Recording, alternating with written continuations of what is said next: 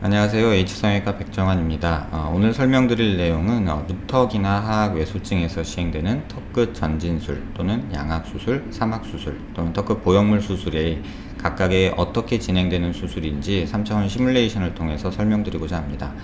또 그러면서 그 수술이 갖고 있는 각각의 한계점이나 수술이 과정에서 중요한 포인트들을 몇 가지를 설명드리겠습니다. 지금 보시는 모습은 3D CT 촬영을 한 후에 환자분의 피부 모습만 이렇게 본 이미지입니다. 일반적으로 무턱이 있는 환자분들은 이렇게 입이 좀 튀어나온 형상을 가지게 되는데요. 측면에서 보면 입이 그렇게 나온 모습은 아니지만 사실은 턱이 앞으로 전진된 양이 적어서 상대적으로 입이 나와 보이는 모습이 특징적으로 관찰이 되고요. 또 이렇게 수그려서 봤을 때는 또 입만 나오고 턱이 나오지 않다 보니까 턱 끝뿐만 아니라 하악의 체부에서도 이렇게 볼륨이 조금 있어야 되는데 이 부분이 이렇게 오목한 형상을 가지게 됩니다. 또 하나, 턱의 앞뒤 길이가 짧다 보니까 근육은 상대적으로 발달하는 경향이 있어서 이쪽은 불룩하고 이쪽은 불룩하고 여기는 꺼져 있고 턱 끝은 나오지 않은, 그래서 전반적으로 이렇게 오목한 이러한 형상을 갖는 경우가 많습니다. 이 환자에서 뼈로 보면 제가 사각턱 수술이나 턱끝 수술을 얘기할 때 턱의 앞뒤 길이와 턱의 끝의 상하 길이를 말씀드리는데요. 아래턱 치아 뿌리와 턱 끝과의 길이를 상하 길이라고 표현을 하고요. 턱 끝과 이 사각턱 하악과 끝을 연결하는 이 선을 앞뒤 길이라고 얘기를 합니다. 무턱의 환자에 있어서는 대부분 이 둘 다가 짧은 경우가 있는데요. 이 환자는 무턱과 하악 외소증의 약간 중간 단계인 좀 심한 무턱, 한 요 정도로 표현하는 게 적절하리라고 봅니다. 이 환자에서 시행되는 모의 수술을 제가 조금 준비를 해놨는데요. 이런 식으로 상악과 하악, 그 다음에 이렇게 양악할 때 절골 라인을 미리 절골을 해서 각각 분절을 세그멘테이션이라는 과정을 통해서 이렇게 미리 작업을 해놓은 내용입니다. 먼저 설명드릴 내용은 이렇게 분절하기 전의 모습은 지금 보시면 이렇게 분절을 하고 나서 실제로 뼈 모습과의 이제 비교를 해드릴 텐데요. 옆에서 봤을 때 턱끝 전진술을 먼저 설명드리려고 하는데, 이 턱끝 빨간 부분을 전진했을 때 이렇게 앞으로 전진하고 이 뼈와의 컨택을 위해서 약간 위로 올려서 이런 식으로 전진술을 시행한다고 가정을 하면, 정면에서 봤을 때의 턱끝의 상하 길이는 별로 변화가 없는 모습을 볼 수 있습니다. 약간 지금 상방으로 올리면서 전진을 했기 때문에 이렇게 약간의 차이가 나지만 그 변화폭은 그렇게 크지 않은 모습을 볼 수 있습니다. 이렇게 측면에서 보면 지금 이게 워낙에 있던 살색으로 보이는 이 부분이 워낙에 있던 턱 끝의 위치고요. 이게 전진된 턱뼈의 모습인데, 지금 이 전진된 양이 이렇게 전진을 하고 났을 때 이 지금 수술 전 모습을 이렇게 빼고 나면요, 지금 이렇게 제거를 할 수가 있거든요. 지금 이렇게 보시면 여기는 수술하기 전의 뼈가 위치고 이건 제가 세그멘테이션에서 전진한 뼈의 위치거든요. 그래서 이 살색뼈 이미지를 지워버리면 지금 수술한 후에 뼈 길이의 컨택이 어느 정도 이루어지는지를 볼 수 있습니다. 지금 대략 이 길이는 자로 재보면 한 8mm, 10mm 정도 될 것 같은데요. 한 8mm 정도 되는 것 같습니다. 한 8mm 정도 되는 이 양이 전진이 됐을 때 실제 뼈의 컨택 양이 굉장히 적은 것을 확인하실 수 있습니다. 그리고 이렇게 수술을 하게 되면 필연적으로 이 부분에서 2차 각이 발생을 하게 되는데요. 그래서 추가적으로 이 부분을 삭제를 하게 되고요.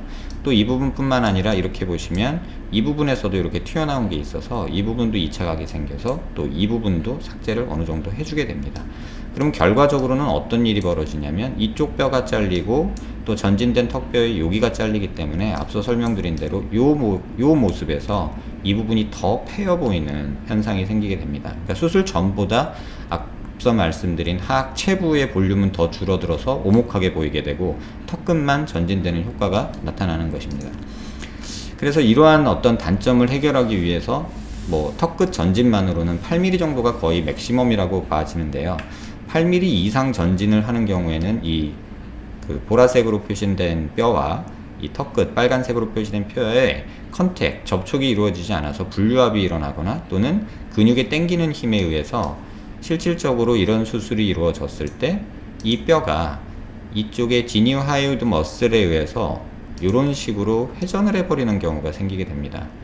이렇게 단순히 회전만 하는 게 아니라 당겨서 뒤로 다시 들어가는 현상이 생기죠.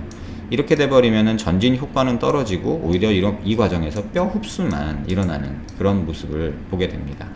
그래서 가장 안전한 수술이 되려면 이 전진량을 8mm까지 욕심내지 말고 최대 한 6mm, 안전하게는 한 4mm 정도, 그래서 한 2mm 정도 전진량을 좀 줄이고 한 4, 5mm 정도로 생각을 해보겠습니다.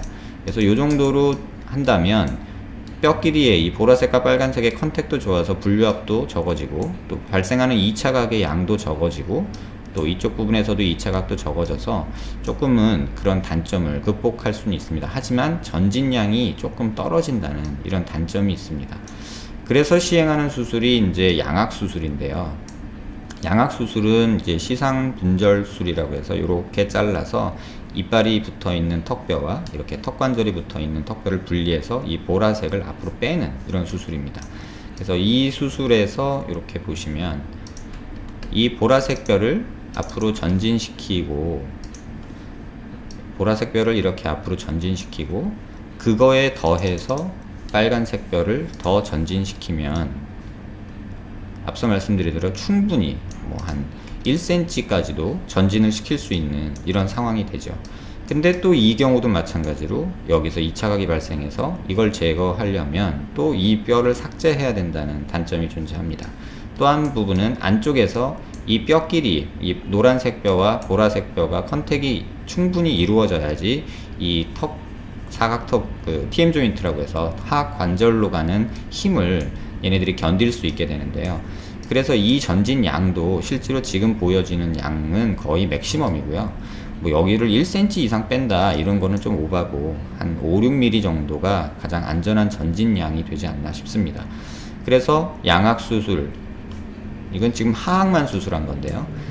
하악을 SSRO를 해서 이렇게 전진을 거의 뭐 1cm 가까이 했을 때 그 다음에 한 8mm 여기서 얻어지고 또 여기서 한 4, 5mm 얻어지면 한 1cm 정도 평균 맥시멈이 이 수술로 얻을 수 있는 전진 양이 되겠습니다. 하지만 이 과정에서 이 부분 2차 각 때문에 또 이 부분 2차 각 때문에 어느 정도의 뼈 손실은 감안을 하게 됩니다.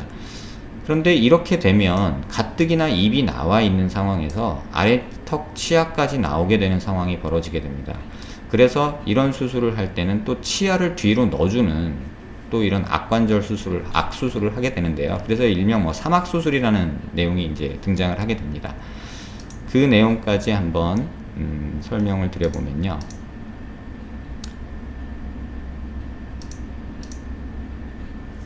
지금 보여드린 하악에서 이 보라색으로 표현됐던 거를 지우고요. 지금 다른 모습으로 조금 보여드리겠습니다. 그래서 턱 끝은 그대로 보여진 채로 이 상황이 이제 처음에 전진술만 이루어진 상황인데요. 지금은 아까 이 오렌지색으로 표시된 게 조금 더 앞으로 나온 상황이었죠. 그래서 양악 수술할 때 이 오렌지로 된 오렌지색의 뼈를 이렇게 앞으로 전진하고 그 다음에 턱 끝을 이렇게 전진하고 그러면 이 양이 전진 양이 뭐 최대 10mm까지 얻을 수 있죠. 근데 뼈는 치아는 하나 발치를 해서 지금 이걸 보시면 제가 미리 발치한 모습을 만들어 놨는데요. 이렇게 프리몰라 티스를 이렇게 뽑아 놓으면 어금니 바로 앞에 거죠. 그래서 요 앞에 치아를 발치를 해서 공간을 만든 다음에 양쪽 모두 이 빨간 치아는 그대로 두고 이 오렌지 치아만 뼈만 이렇게 전진을 시키는 거죠.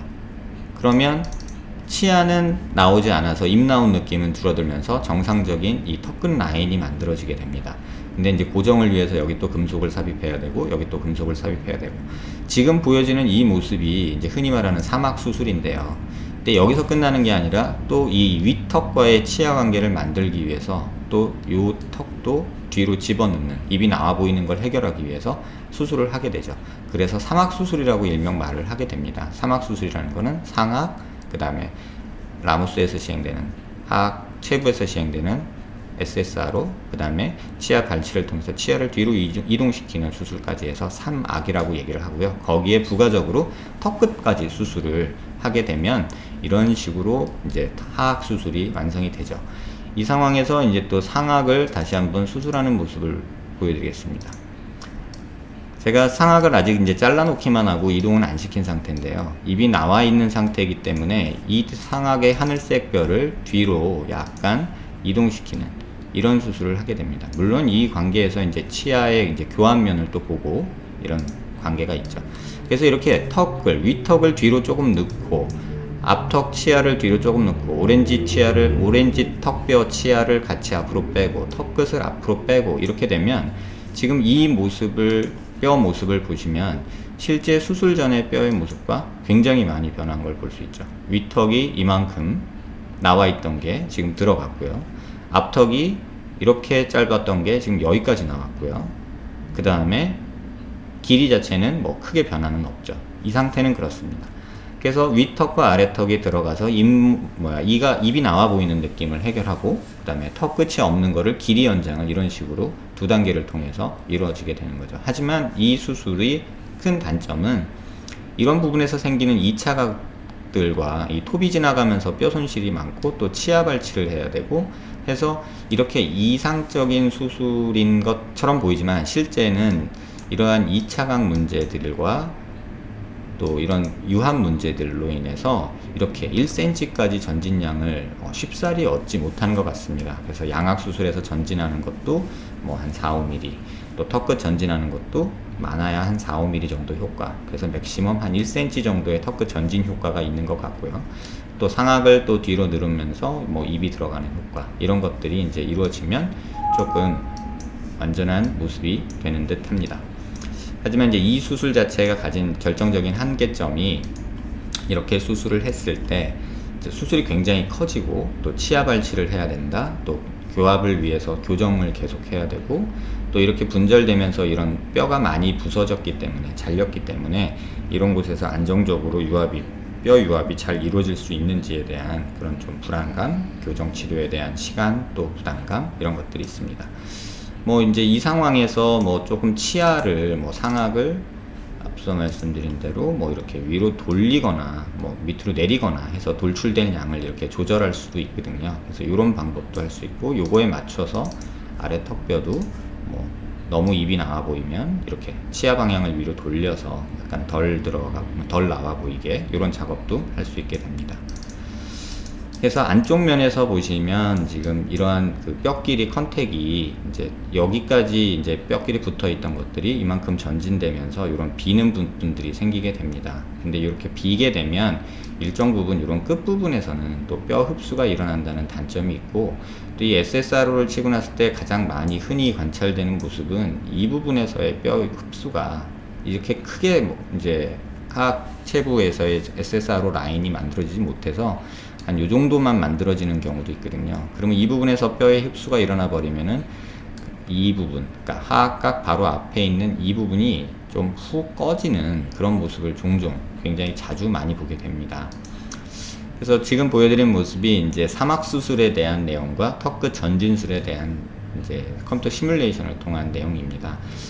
이 수술이 지금까지 이 하악 외소증의 뭐 골드 스탠다드처럼 이렇게 인식이 되어 왔는데요. 사실은 이 부분은 그 외에 다른 방법이 없기 때문에 어떻게 보면 살짝 우격다짐으로 이제 이렇게라도 해서 이제 수술을 했던 거죠.